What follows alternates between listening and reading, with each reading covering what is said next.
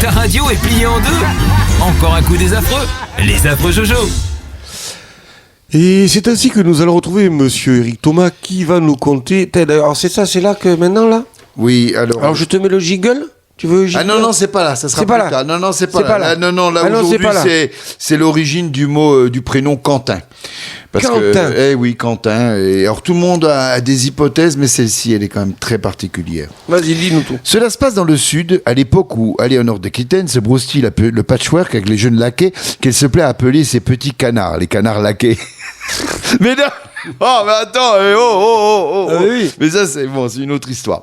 Dans une grotte perdue, au milieu d'un désert de rocailles, vivait un ermite errant, qui se contentait pour survivre de faire des prières et ramasser des herbes dont lui seul connaissait les secrets. Ces herbes qu'il vendait sur les places des villages de temps en temps procuraient joie et soulagement à ceux qui les utilisaient. Mais une herbe parfumée du nom de thym était sans aucun doute la plus demandée car en plus de ses vertus curatives indéniables, elle parfumait les rats de façon quasiment magique. À tel point que ce prodige, si prodige, il y arriva aux oreilles de Cunégonde Broutesec, suivante de Éléonore d'Aquitaine qui décida pour son anniversaire de faire une surprise à sa maîtresse en lui assaisonnant le repas de ce goût nouveau appelé thym.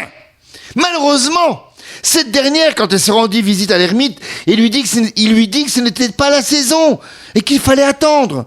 Ducrot, lui dit-elle, car tel était son surnom. Ami Ducrot, il faut que tu te décarcasses pour ma maîtresse. Je suis prête à m'offrir à toi et à tout te faire, de l'armure éthiopienne à la galère de Tamanrasset, en passant par l'écartement galibérien et le bouffardage de Curadan. Ce dernier, bien qu'assez, décida, comme il était 5 heures, de soumettre de bonne grâce ses exigences dont seule la libido connaît les méandres. Une fois la partie de guibole au plafond terminée, il lui dit tout de go de revenir dans une semaine et on verra.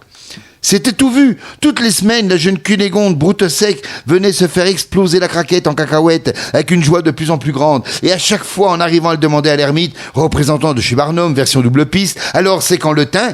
Et c'est ainsi que durant toute sa vie, il prodigua du bonheur aux femmes en mal d'amour, en leur donnant au moment de leur guérison du thym. Et c'est ainsi qu'on l'appelait quand le thym. Quentin, quand le thym, quand vous voyez, quand le thym,